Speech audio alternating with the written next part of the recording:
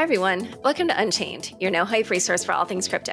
I'm your host, Laura Shin, author of The Cryptopians. I started covering crypto 7 years ago, and as a senior editor at Forbes, was the first mainstream media reporter to cover cryptocurrency full-time. This is the April 18th, 2023 episode of Unchained. Unchained comes out twice a week, but crypto news breaks constantly. For up-to-the-minute news stories, please check out our new website, unchainedcrypto.com, or subscribe to our mailing list. Buy, earn, and spend crypto on the Crypto.com app. New users can enjoy 0 credit card fees on crypto purchases in the first 7 days. Download the Crypto.com app and get $25 with the code LAURA. Link in the description. Web3 projects lost nearly $4 billion of crypto assets in 2022. But nothing is more expensive than losing trust. Secure your company with Hallborn's best-in-class security advisory solutions. Visit hallborn.com for more.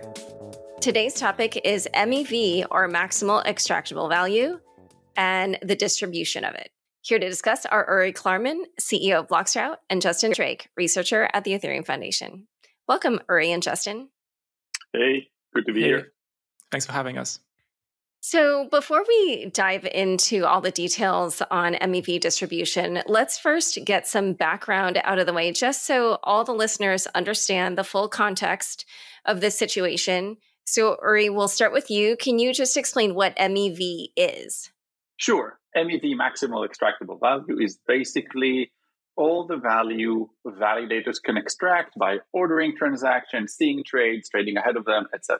In reality, what it really means is if somebody is trading, is buying on Uniswap, a large amount of ETH, let's say, that is going to change the price. So there is value in trading just ahead of it, right? If you see a giant trade about to happen, you're better off buying ETH just before it happens and then maybe selling that ETH immediately after it happens and you capture value. So this is sandwiching, it's front running and back running. That's part of it. Also, if that trade happens on Uniswap and now the price of ETH increased on Uniswap, but it's different, let's say on Balancer or a different decentralized exchange, then there is arbitrage to be made, right? Buy cheap, sell high until prices kind of like balance back. Let's say 2 years ago or something, this was something done mostly by the traders themselves. So people participating in DeFi, starting with the DeFi summer, kind of starting these games, started to run, try to execute their trades before other trades, pay higher fees, and etc., and identify where value could be captured. Then with the evolution of the MEV ecosystem, validators, you could imagine that people could go and strike a deal with a single validator. Back then, mining pools, I will pay you money, you put my transaction the way I want them, etc. So it is really whoever produced the block, whether that's mining pools, whether that's validators, who has the power, and therefore they extract the value. With the evolution of the MEV ecosystem, the current setup is that validators kind of like allow everybody to bid. If you produce this block, you will get 1 ETH. If you'll produce that block, which has other transaction or engagement order, you'll get 1.1 or 2 or 3. And whoever pays them the most, the validator would produce that block. So it maximizes the value they extract that mostly go to their stakers, the ETH holders. And that's, I think, the TLDR on MEV. Justin, you want to add to that? Well, Justin, yeah, so you can go ahead and add, but also I'd ask, so Uri started to go into, the different entities like the searchers, builders, relays, validators. But if you could just walk us a little bit through that process, just so people know those terms. Right, sure. So I have a slightly more, abstract definition of MEV, and I kind of think of it as the value that is generated by the economic activity on top of some economic system that can be extracted by some set of participants. And, often in the context of blockchains, it could be the validators, but really we want to look beyond the validators. We want to look, for example, at the protocol itself. And one very good example here is EIP 1559. EIP 1559 is a way for this extractable value that derives from the economic activity to actually go to some place other than the validators, to the protocol. And then I think for the purpose of this discussion, we also want to be looking at the users. The users themselves create, extractable value from the activity, and this MEV can go to the user as well. And actually, I kind of have this notion of a MEV precedence list from a design perspective. What is the ideal outcome in terms of where the MEV goes? In my opinion, any MEV that's kind of generated by the user should go back to the user, and then all the rest should go to the protocol, and basically nothing or almost nothing should go to the validators, because that's kind of this toxic waste almost that distorts the incentives that we have on the chain. Now, in terms of recapping the MEV pipeline, what we have basically is users who have some sort of intent in terms of generating economic activity. And then they will interface with some sort of wallet that will generate a transaction. This transaction usually is broadcast to a mempool. It could be the public mempool, but we're seeing the emergence of all sorts of other mempools, private mempools or encrypted mempools. And these transactions are observed in the mempools by searchers. Searchers take these transactions and they package them with other transactions. It could be their own transactions into bundles. Bundles are basically like mini blocks. And then these mini blocks get given to builders who make normal kind of Ethereum blocks.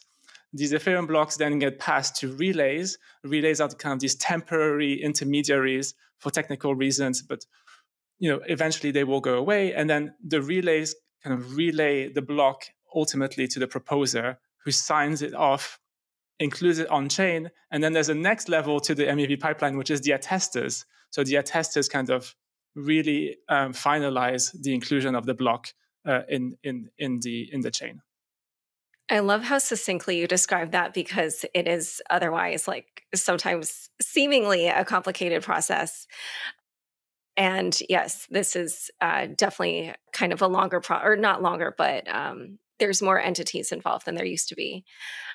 I'm sure listeners are aware that MEV has been controversial. Haseeb has talked about it frequently on the Chopping blog, how there was a time when it was sort of really taboo for miners to extract this value. And then now it's become just part of how things are done, mainly because the way that what was happening was that people were doing it secretly, and it was causing all kinds of havoc for processing transactions. So still, people, I think, don't like the idea that oftentimes their transactions get front run, and so they get worse execution.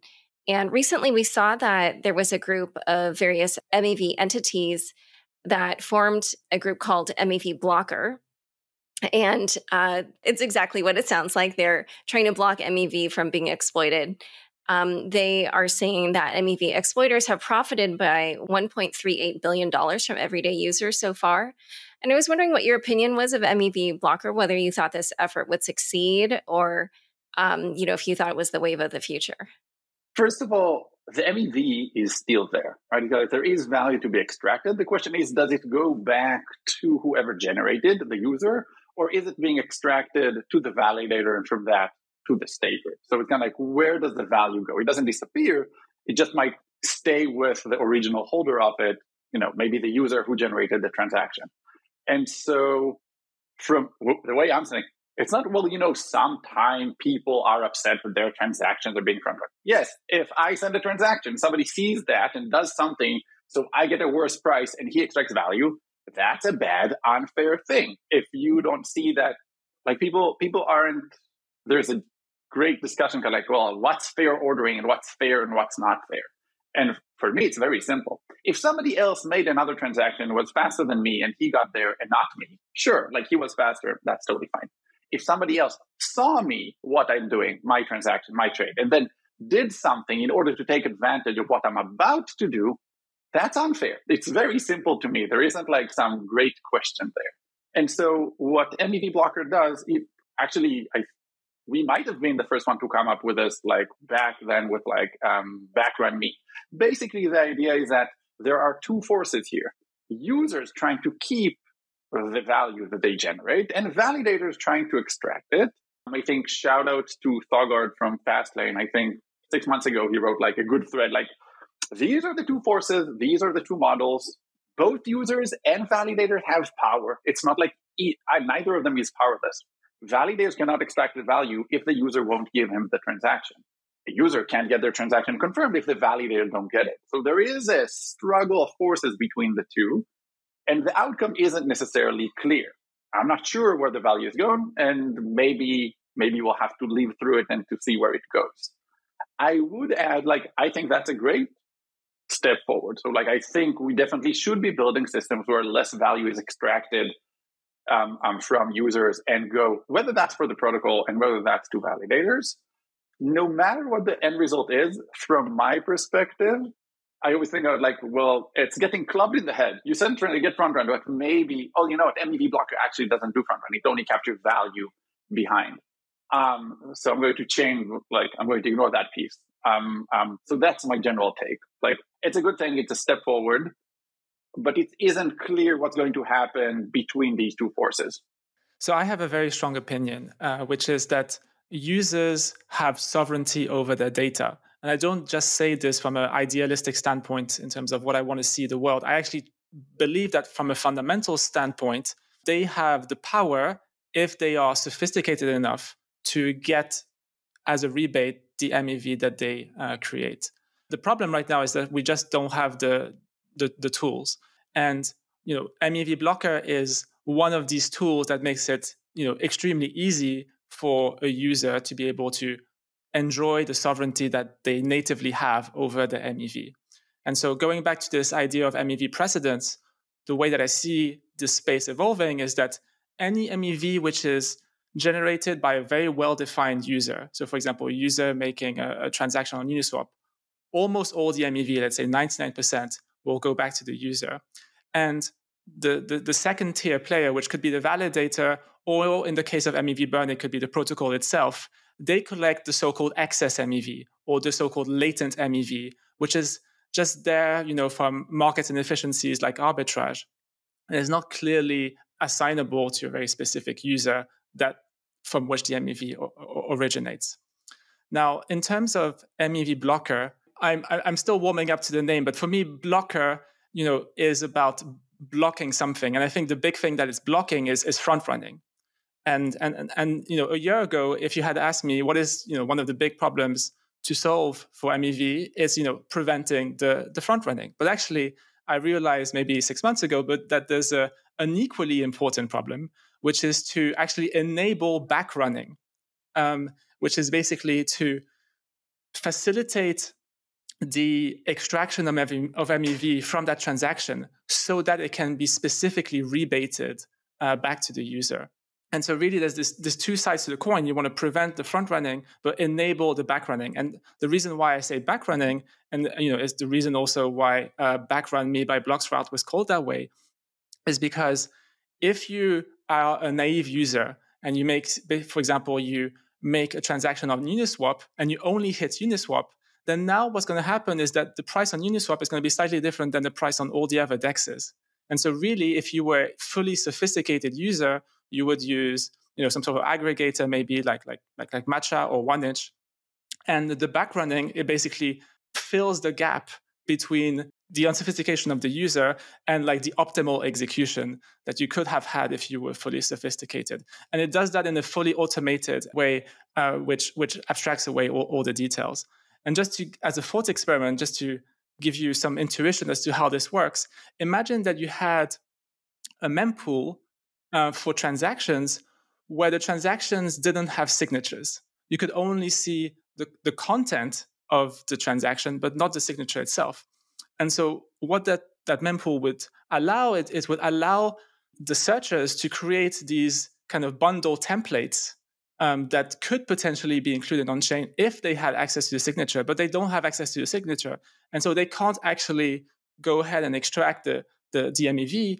And now the user who does know the signature, they can kind of selectively opt in to being part of this one bundle, which is favorable to them, and disclose the signature for that transaction, thereby making it executable on chain.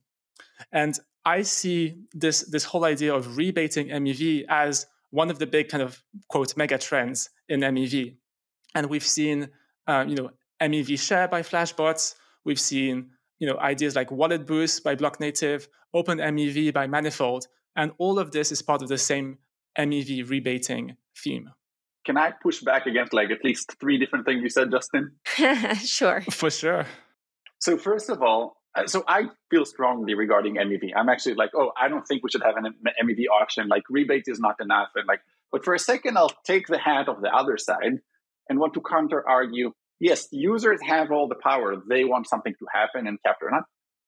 Validators also have power that you cannot ignore. There is at least under the current consensus mechanism, there is one proposer. He is the one to include the transaction or not include it in the next block.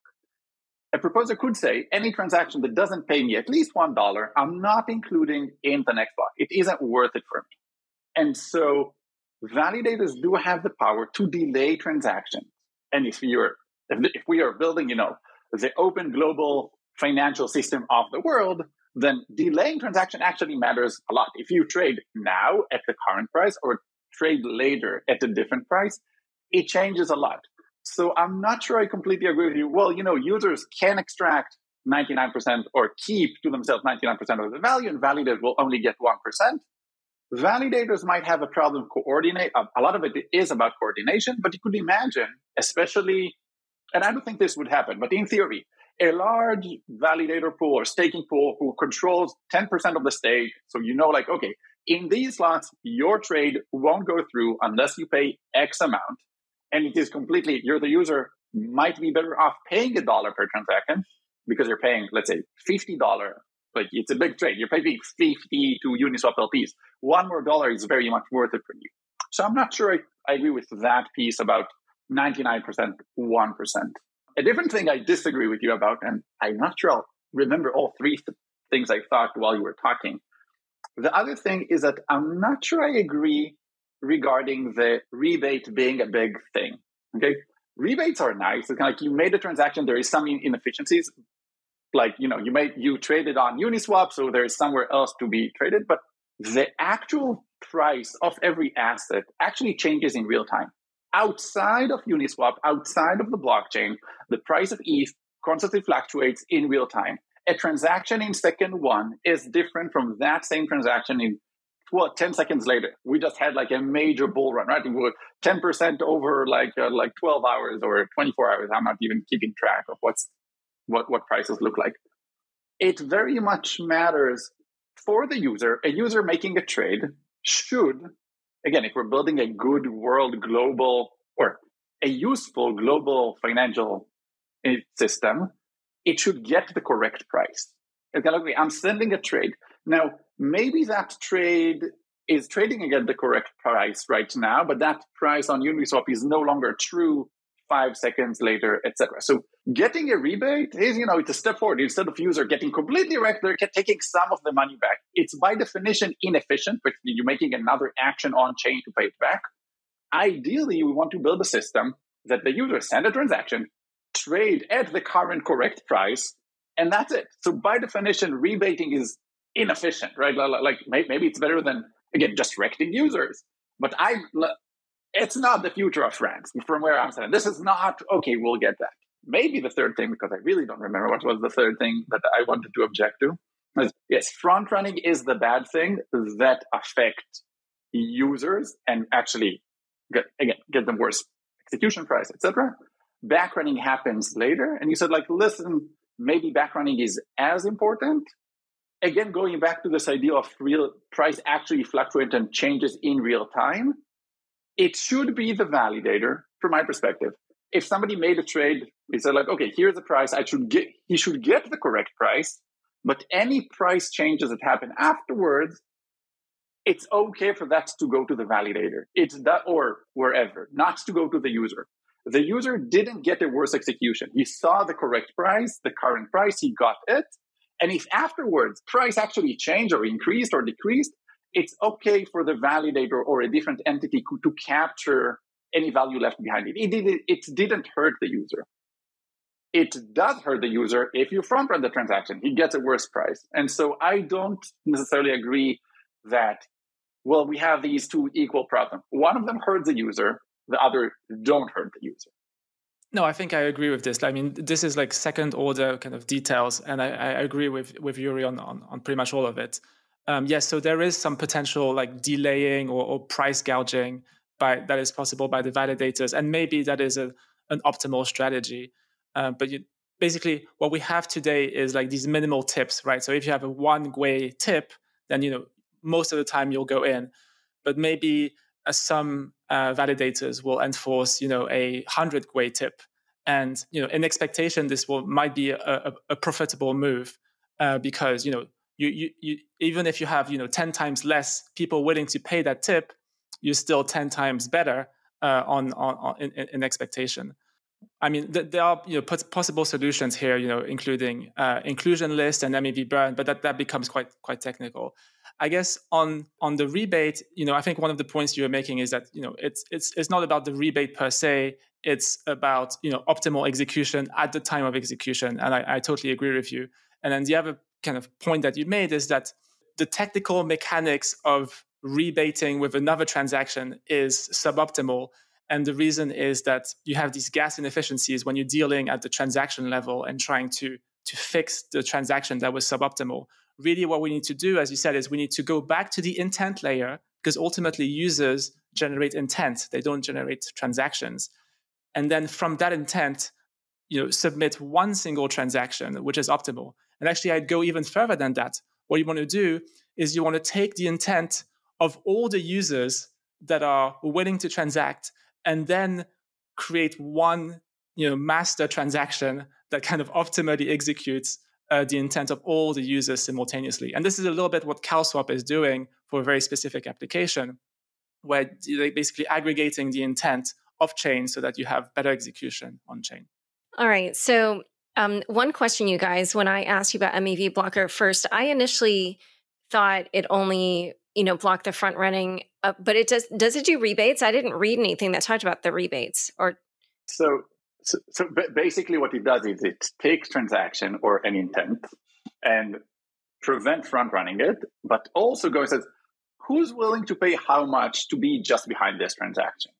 And so if there's money to be made there, there's $100 to be made there, then somebody would offer, I'll pay 90, I'll pay 91, I'll pay 92. Most of that value would go in rebate to the validator. There's a bid to pay, and that amount goes 90% to the user, 10% to the validator. And that is where, going slightly to the previous point, I don't think validators would come and say, oh, I'm starting to extract value from where I'm standing and require 100 GUA transactions. But if all the value is extracted back to the user, if it's fully protected, they're not extracting any of the MEV, then they might. At that point, say, why should I include all these transactions which are fully protected and etc. If I could potentially make more money, price of Uniswap if ETH is $1,000, price of ETH on Binance just increased by 3%. Whoever gets to fix this and capture this arbitrage will make a lot of money. Instead of serving everybody who are keeping all their money to themselves, I won't. I would require high. So it's kind of like it's the collision of these two forces. At that point, something like this may happen. If they get no value, but they have some power, then they would use that power from my perspective. Like there should be some split. There's some split or we're having a conflict of desires, I guess. Okay. All right. So I asked you a question specifically about that, and I had a separate question about all the other distribution things, because I thought that they were different in nature. So we've mentioned some of these during the show, but back in February, Flashbots, which does MEV Boost, they proposed something called MEV Share. bloXroute, as you guys mentioned, has Backrun Me. BlockNative has Wallet Boost. Manifold has Open MEV. So literally all of those, including MEV Blocker, they're all doing the same thing, but in different ways. Is that? There are currently, I think, 12 teams building these kind of projects. Okay. So what are kind of like the main differences between them? And maybe you guys previewed some of that with, your little debate there, but what would you say are kind of the main things that they're all trying to hash out? Like in terms of standards, or what's, the most common way to do things? I mean, I can answer the question about similarities. So they're all basically order flow auctions. So basically the user is auctioning its order flow to the searchers, and all the searchers are competing against each other to rebate the most to the user, and the user will ultimately sign off on the searcher that rebates the most to them. And from a user experience perspective, you could imagine on MetaMask 2 separate buttons. There's like the traditional sign, and there's like as option 1, and then option 2 is sign and get $100 extra. And I think what will happen is that most people will click on the second button. And so I think people don't necessarily realize that they're getting front run all the time. And so it's kind of this pernicious problem because it's happening behind the scenes. But people will notice the plus $100 button. And I think that is what will cause a sea change from a user experience perspective, because it's very, very obvious to the user that there is a benefit for them adopting wallets that give them rebates. Maybe covering a bit of the differences, I think the main differences are whether these transactions, when they're auctioned, do they get sandwich, front run and back run, or just being back run? I would argue, and I'm not sure Justin would agree with me here, I think the Flashbots team see MEV as okay and fair, and therefore take a transaction, sandwich it, extract as much value of it, but try to distribute it. MEV Blocker takes a slightly different approach, prevent front running, and just do the back running. These are the two main, I think, approaches done there. I do wonder, so for I don't like the Flashbot, as I started saying it earlier. I don't like the Flashbot's front sandwiching idea, because it's, okay, let's club the user in the head, but okay, I will club you and give you $50. He would club you and give you like $60. Like, by definition, like doing that isn't a good execution. Like, or it's better than just clubbing in the head, but clubbing in the head and paying him out might not be really the outcome we should be aiming for. For the front running, just do back running, I actually don't know how MEV Blocker, when he takes, let's say they offer it and they include some transactions, just back running transaction, I assume they take it, create a bundle from it, which is what the MEV ecosystem used together, and give it to a block builder to try to produce a block. Front running that bundle sounds reasonable. So I'm not sure how they actually take it from there. They probably have, I'm not sure about the details, so maybe Justin knows what. How do they prevent taking that bundle and making a transaction happen before that? So somebody who do agree with the Flashbot idea would say, it would still happen. It just, that searcher won't front run the transaction. Somebody else would front run the transaction. Not sure how that's being technically handled. One very important design flavor of these mempools that give you rebates is whether or not it's a public mempool and one which is permissionless, anyone can join in, or if it's a centralized, gated a mempool. Now, the easy way to build it is just the centralized way. And I think long term, we really want to have these open permissionless mempools, just like the current mempool is open and permissionless and transparent. But unfortunately, we need to do a bit more engineering in order to get simultaneously the private aspect and the rebating combined with the open permissionless. And there's kind of these two flavors, these two routes that you can take. You can either take the SGX route, basically where you're trusting secure enclaves, for example, SGX from Intel, or you can go the fancy cryptography route, and you can use what's called homomorphic encryption, and you can use delay encryption and threshold encryption. And the way that I see the progression basically is that we're going to start with these centralized proof of concepts that get us out of the door in terms of changing the user experience. And then hopefully we will upgrade to something which is SGX based, which is more permissionless, open. And then eventually we'll reach the end game of having a fully trustless system using cryptography. All right. So in a moment, we're going to talk about how all of this is going to affect the general ecosystem around staking, or I guess validation. But first, a quick word from the sponsors who make this show possible. $3.8 billion of value was stolen from crypto projects last year due to compromised private keys, exit scams, flash loan exploits, and other preventable causes. Halborn offers preventative security solutions for every stage of your software development lifecycle. From smart contracts, layer 1, and DevOps audits, to advanced penetration tests, risk assessments, and incident response. With over 150 industry partners, including Animoca Brands, Solana Foundation, and Ava Labs, Halborn's best-in-class security advisory solutions ensure the safety of company assets and user trust. Visit halborn.com for more. Join over 50 million people using Crypto.com, one of the easiest places to buy, earn, and spend over 250 cryptocurrencies. New users enjoy 0 credit card fees on crypto purchases in their first 7 days.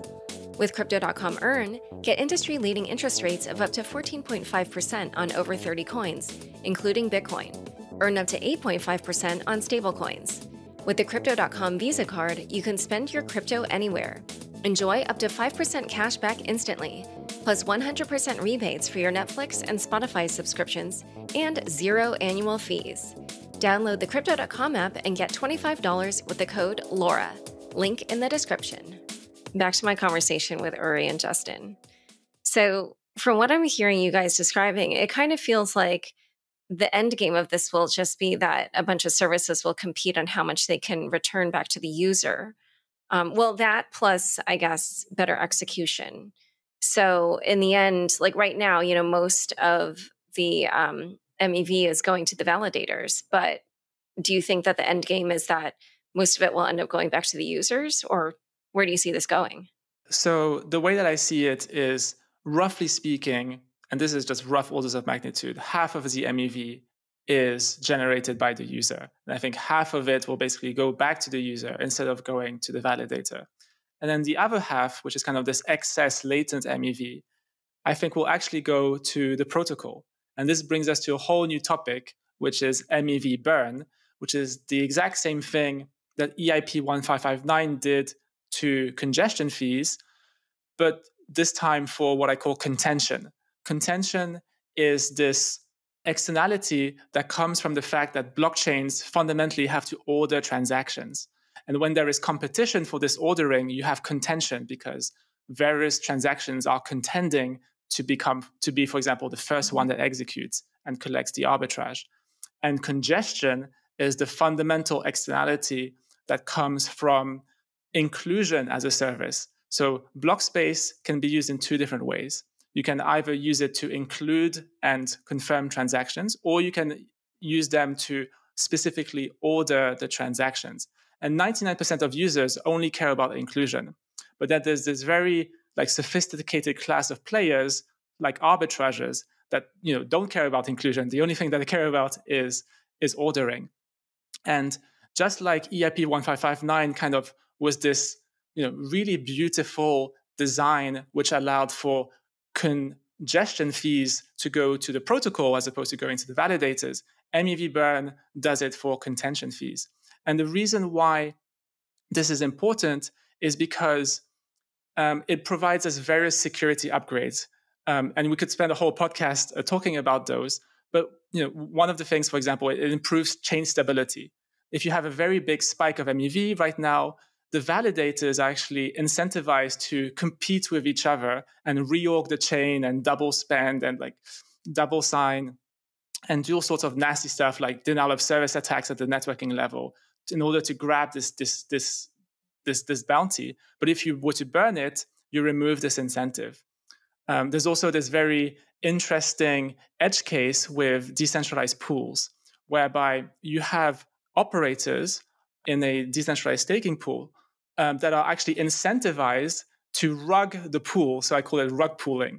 So just to give you a concrete example, Rocket Pool will soon have 4 ETH mini pools, meaning that as an operator of this mini pool, you have this 4 ETH as collateral, plus a little bit of RPL collateral.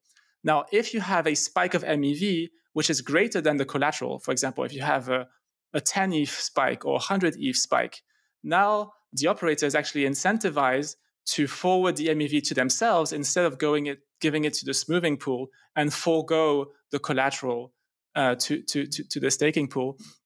And so MEV Burn, for example, fixes this edge case. And it does like a whole slew of other edge cases that it fixes.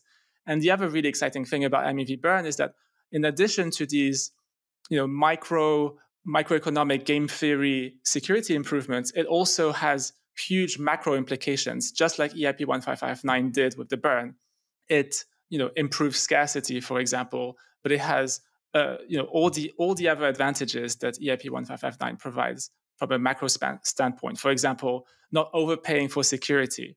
It's also a tax optimization, because when the rewards are paid, almost like a dividend, you need to pay income tax.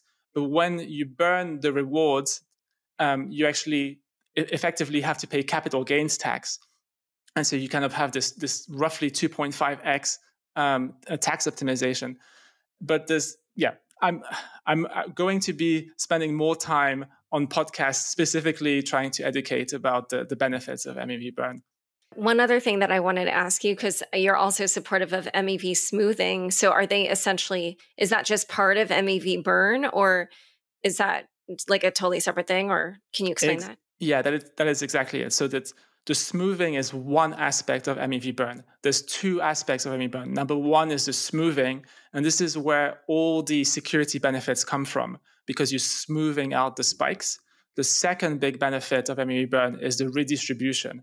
Instead of giving the MEV to the validators, you're giving it to the ETH holders, and that changes the macroeconomics of Ethereum as an economic system.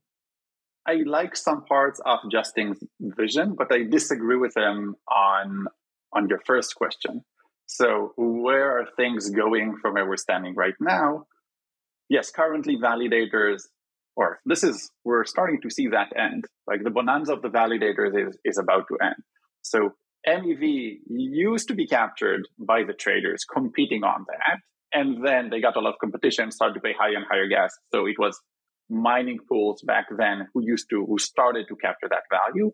Now it is strongly the validators who capture that value. And as we said earlier, the user is starting to pull from their end, and there is this contention between whether the value go to the validators or to the users. However, the point I disagree with Justin is that MEV has indeed two halves. He said, like, okay, one of them is like externalities and one for the users. MEV is a fancy word. Okay, one half of all that value roughly is front-running transaction. People making transaction, other people getting ahead of them. We see some people argue that, well, that's whoever gets front-run and back-run and sandwich just didn't do a good enough job to create the transaction, right? Set the slippage just right, you'll be just fine. Like, this shouldn't happen if you know what you're doing. And that is not actually correct. Okay? If you're making a large trade or trading a less liquid asset, or more than anything else, you make a trade. That trade is perfect. Okay, exactly the slippage as it should be.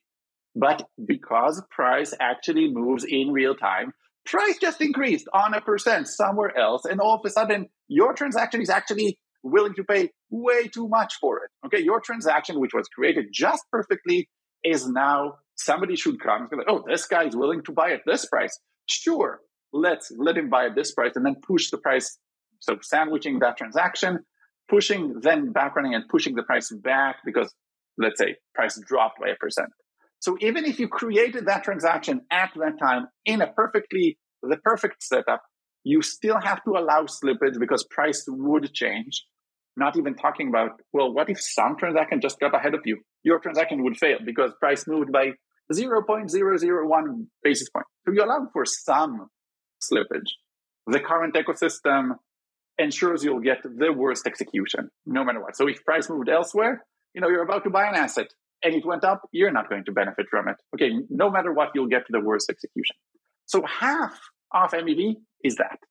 The other half of MEV is CeFi, DeFi arbitrage. There isn't as much insight into it. Stefan, who used to be at Flashbots and now at Frontier, wrote a good blog post around it a month ago or so. Really, there are a few large actors with a lot of capital, both on DeFi and on CeFi, and whenever the price moves between them, they capture that arbitrage. And that's around the other half of MEV. Yes, there's liquidation. Yes, there's long tail MEV. Yes, there are other things. But these are the core two things that MEV is constructed of. Back to your original question, where do I see it going from here? I see DeFi, the way it's working right now, is not good enough. Okay, if we want to build the future of France, the next global financial ecosystem open to everybody, always on, online, 365, 24/7, 365, but really all of it is arbitrage. All the trading happened on CeFi, and the arbitrage is being captured and sniped on the DeFi side. So if we actually want to take DeFi and make it valuable and actually be an alternative and competing with CeFi, not just arbitrage battleground, I think the direction is completely different from the stuff that we're working on right now. Although I'm not against like MEV Burn, etc. I see how can we have users get the correct price in real time. When I send a transaction, I should buy whatever is the price out there. And validators should provide this service. Whoever is the current value should be able to capture value from providing it. So I think of validators as service providers. They have the power to include transaction and ordering them. And if they would make more money providing this service and enabling real-time DeFi, as an example, they could be making more money this way than front-running and taking advantage of users. And so the future, as I see it, is moving from the predatory setup that we're trying to kind of like get out of right now and build something that is more useful, better for the users who will get more like correct prices, and better for the validators. So kind of like this win-win-win situation. That's how I see the MEV landscape moving forward with a lot of big changes. Yeah, I mean, I would try and highlight some of the things that Uri said. Like, one is that the MEV is not restricted to Ethereum. It's really, Ethereum bathes in this broader context of the real world. And really what we have is, this multi-domain setup whereby if you want optimal execution on your transaction, more likely than not, you won't find it on chain. More likely than not, you might get a better price if you trade on Kraken or on Binance or whatever it is. And so what I think will happen is that we are going to have entities that are going to, very sophisticated ones that have very low trading fees because they have extremely large volumes. They're going to be on all the main exchanges, and they are going to be giving users this optimal execution. Now, the thing is that we don't want validators to provide that service. And the reason is that the barrier to entry to providing this optimal execution for users is extremely high. And so this is why in Ethereum we have this notion called PBS, proposer-builder separation. So we actually are in this amazing situation where the builders that need to be sophisticated are segregated away from the validators. The validators have to do almost no work. They basically have to pick the highest bid or do something like that. The heavy lifting is actually done by separate entities, the builders that are themselves relying on other sophisticated entities like the searchers. Now, another point that Uri brought up is this idea of real-time execution. And here we have this notion called pre-confirmations. So if you look in rollups like Optimism or Arbitrum, they have this service whereby the sequencer right now, which is just a centralized sequencer, gives the user some sort of soft commitment that they will be included in the next block. And this soft commitment comes within on the order of 100 milliseconds. So from a UX perspective, it's really, really good. Uri is right that validators could be, or the whole MEV pipeline could be extracting more value by providing this service as opposed to not providing it. Now, one of the questions that we can ask ourselves is, how do we provide this service? And the answer is a little unclear.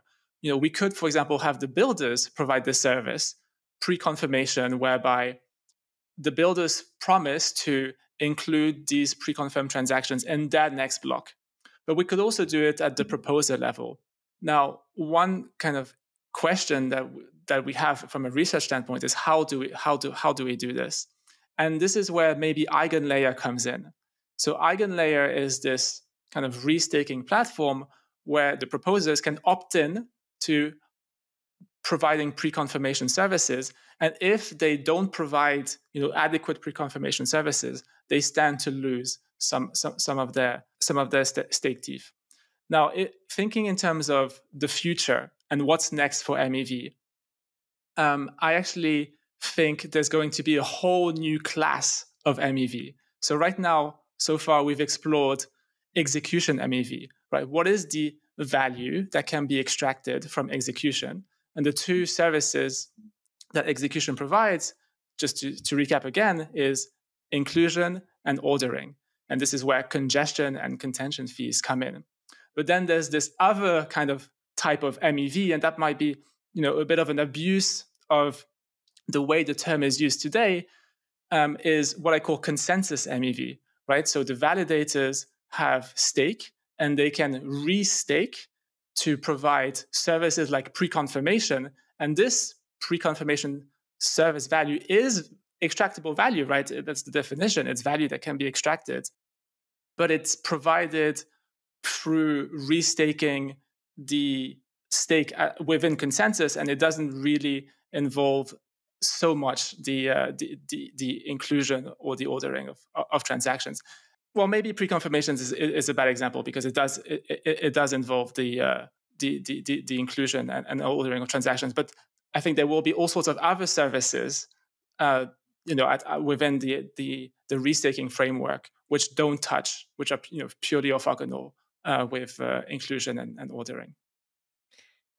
So, I mean, this is super interesting, but I do want to touch on a few things that we haven't yet discussed, which are, as far as I understand, I think wallets, especially DEXs a little bit, they are places where a lot of these transactions originate, but they haven't been huge revenue generators. And I wondered if anything about how MEV is changing would affect them or allow them to generate more revenue. I think recently people are talking a lot about like the MEV pipeline or supply chain, which I think is a bad model, because when you think about the supply chain, you have you start with, producer of a very small piece, and he gives it to the next person who can build a bigger one and build a bigger one from the smaller one. And eventually you have an iPhone, right? That's kind of however, the way MEV actually is like a mesh network. It's kind of user can interact, send a transaction directly to the builder or to the mempool to reach searcher, or there's the DEX, there is the wallet, right? User use the wallet. Maybe the wallet speaks directly with the proposer or with the builder or with the searcher or with both of them. So there are all these connections between them. It's not like a single line that kind of really is straightforward where user, validator, and everything in the middle is kind of super thin, straight line. And so I definitely think that anybody that creates value will have a way to capture some of that value. Definitely you could imagine, and there's going to be competition, but large wallets, if the future ends up being let's say, rebate to users, which isn't my favorite future, but let's say this is the case, you could imagine that one wallet will pass 90% and the other one will provide 91% or 92% or some percentage of that as an aggregator of users. And it's not like competition. There's a problem. We want competition, but we actually also want good products. And we want them to make money, to invest and build it. I think wallets that will do a really good job building the wallet, the users really won't care if the rebate is 85% or 90% or something like that. So that's one future from the perspective of the wallet. DEXs could do something similar, but also whichever infrastructure or team or group of searchers that has access, let's say, who can run these transactions? Maybe it's a DEX routed there, so maybe they charge them or the users or both. So you have this value flowing around, touching users, touching wallets, touching DEXs, touching proposers, searchers, builders, validators, stakers, everybody. And we should assume that everybody are going to try to take a cut. And that's not necessarily a bad thing. So if a wallet is really good and provide the user experience and they're taking somehow some portion of the rebate, maybe it's a good thing. Maybe it's a bad thing. I'm not sure. Maybe people have strong opinions on it. But I definitely I'm already seeing all these actors try to figure out how they could take a portion of these numbers, because as an aggregator, you're big. So it's okay to take a small portion from each one, and that's a decent size revenue. So yeah, in terms of wallets getting involved, I think there will be this shift in the market where people will be incentivized to connect to things other than the default mempool. One of the things that I want to highlight as a risk moving into this new direction is that there's this notion of exclusive order flow. So right now, if you use MetaMask, there's this inherent fairness in a way whereby your transaction goes through MetaMask and it gets broadcast to the whole world on an equal and fair footing. But what if MetaMask, instead of doing so, kind of send the order flow to preferred partners, preferred searchers, or preferred builders? Then you're potentially in a scenario where you are effectively enshrining or king-making some specific searcher or builder. And that is dangerous because there are some network effects to searching and building. Like the more order flow you have, the better packing, for example, you can do, the better aggregation.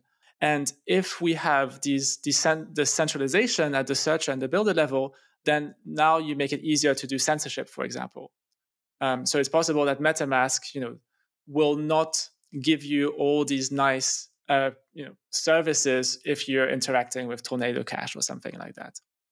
Now, the good news here is that we have technology that can give us all the advantages of rebates and front-running protection with, SGX and fancy cryptography.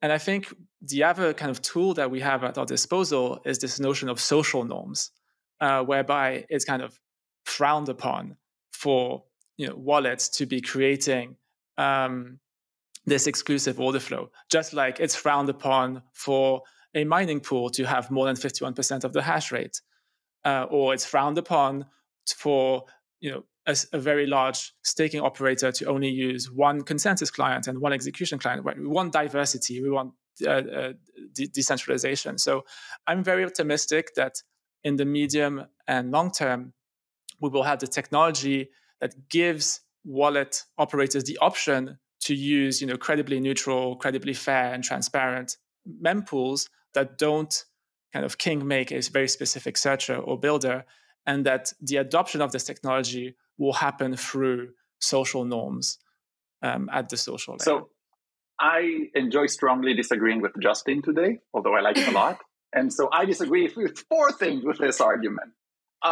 If social norms were enough, then we wouldn't be having this discussion. It was clear to everybody that mining pools are not allowed to order transaction or whatever. They can't do over the counter or under the table deals with anybody. And everybody knew, like you speak with mining pools operators, they knew way ahead that they could be making money like MEV, and they weren't doing it because everybody knew you're not supposed to do it. Until Flashbot came out and said, well, this kind of happened. Let's remove all the red tape around it. This isn't good enough. Of course it's fine. So within 6 months, the entire social consensus changed. And nowadays, really, this was 2020.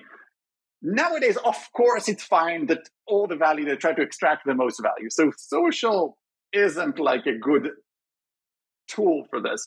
Second one is we have some network effect in the searching ecosystem is an uber understatement. Okay. If somebody is a big block builder, all the searchers have to send him their bundles. Okay. So searchers find opportunities, they create a bundle, give it to the block builder who try to create a block out of it. If somebody is creating 10, 20% of the blocks, 0x69 is doing 30% right now or something, everybody have to give them their bundles. If you're a searcher, you don't send it to him, you're losing out 30% of the opportunities. You really have to send it to them. Now, notice that block builders can take advantage of searchers. In theory, it's a trust relationship, right? I give you the bundle, but I trust you not to unbundle it and take advantage of my transactions. It's not trust. I don't trust him. I just have to give him my bundle. So there is strong network effect that whoever has momentum, everybody else have to work with them. if some relay get a lot of the percentage of the proposers and have some proposers that connect only to that, the block builders need to work with that relay. Again, relay could do whatever it wants. It could unbundle everything. It could cheat everybody, etc. So there are very strong network effects there. To the tech side, okay, like we could solve it with tech, either SGX or fancy threshold encryption and other things. SGX is being hacked roughly once a year. And there's a question, I just asked it literally yesterday or the day, I think yesterday. How much would it cost to hack a single SGX chip? Like really, like if it cost $1 million, then you can't have it secure more than $1 million. Like does it cost $1 million, 10 million, 100? I really don't know how much it costs, but it's kind of like it's the hacker's setup. I get to choose a setup. I just need one to crack one SGX, and then I could do something like sandwich the Reaper, who kind of like, okay, take all the bundles, unbundle it, take advantage of the surgers. Or threshold encryption, which solves it, but makes it even slower, right? We talked about real-time DeFi and whether it's valuable or not. You do threshold encryption, yes, you could spam it, statistical, MEV, whatever, etc. Maybe there's a solution to that. But whatever you do, it becomes even slower, making DeFi even less suited to compete with CeFi. So I think that's a big problem. And we don't have like, oh, here are three solutions. There are a fourth thing, which I don't remember even at this point. No, this is a problem. And we don't have a good solution for them right now. We are searching for our possibilities, but this is a major issue that we don't really have a solution for. So Uri, I mean, I agree with all your points. Just to emphasize, my agreement on the strong builder network effects. I agree that not only do we want the mempool to be decentralized, but we also want potentially the builder itself to be decentralized. Because if there's going to be strong network effects and logical centralization, then the best thing that we can do is have decentralization in the operation of the builder. So there is a possible future where there's one builder, just like there's one blockchain, but that the operations of the builder is itself decentralized. And that would be a future isn't that full circle for PBS? It's kind of like we separated the validator from the proposer from the builder, and then we end up having the validate like a decentralized setup with staked entities or something. We just went full circle to having the validators together build blocks. Like, isn't this it doesn't? The operators don't have to be the validators. The operators could be something else.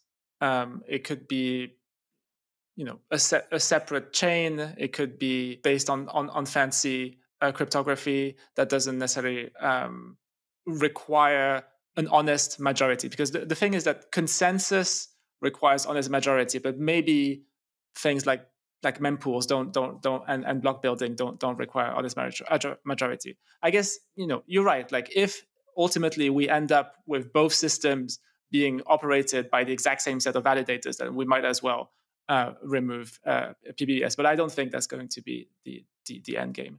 Yeah, I guess another very interesting point that you brought up is on the cryptography being high latency. And I agree with you that there's all these latency games. And really what we need is low latency cryptography. So not only does it have to be fancy, but it has to be low latency. And I'm optimistic that we can get that through things like hardware acceleration and whatnot. One of the good news here is that the latency has diminishing returns in terms of impact for the user, right? If we go from 100 milliseconds to 10 milliseconds of latency, well, that might only be fractions of a cent in terms of improvements for the user. And so we just need to get the cryptography low enough latency to be practical, but we don't necessarily need it to compete with the centralized block builders. We did touch on proposer-builder separation, but I really want to ask about this directly. Justin, you brought this up a couple of times. So Ethereum does plan to incorporate proposer-builder separation into the protocol itself. Once that happens, how do you expect that would change MEV and this trend we're seeing around distribution? I don't think it would change much. It would basically just remove this semi-trusted entity, which is the relay operator, from the equation, and we'd have a more trustless and more robust ecosystem. But from the user standpoint, they're kind of higher up the supply chain. They interact with the interfaces and the searchers, whereas the relays, which is the focus of Enshrined PBS, they interact with between the proposer and the builders. So these are fairly separate ecosystems, and I don't think it will dramatically change the functionality of the supply chain. It will merely be a security improvement. And I also saw that Vitalik tweeted a roadmap that indicates that he's in favor of application level MEV minimization and also eventually instituting this MEV burn. So because he said it, do you think that that's where things will eventually head, or how does this all get decided? So one of Vitalik's kind of big strengths is that he's able to have a finger on the pulse of the community and try and distill, what makes sense and kind of distill the rough consensus. So, he's not trying to put forward an opinionated take on what he thinks the roadmap should be. He's really trying to reflect to the maximum possible extent what he thinks the community thinks the roadmap should be, and he's trying to minimize for possible disagreements with what he's suggesting in the roadmap.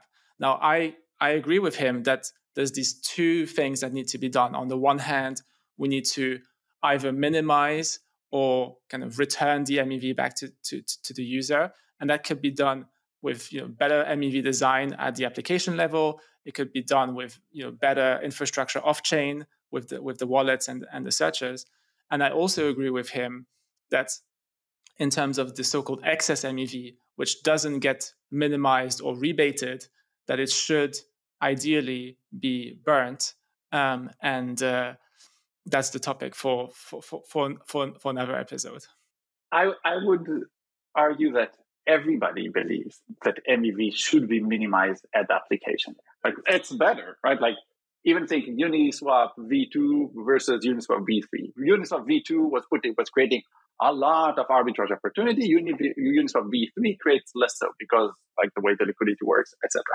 You won't find a single person, I think, out there that say, "Oh no, applications shouldn't try to minimize it." Or some MEV can't be minimized by the application there. Okay, just as the example from earlier. Okay, somebody made a trade, that's perfectly fine, etc. But then some 3 seconds later, that trade is already outdated and there's MEV because the price elsewhere changed. Okay, asset price change in real time and it changed. So you can't remove all of it by the application, but everybody wants it.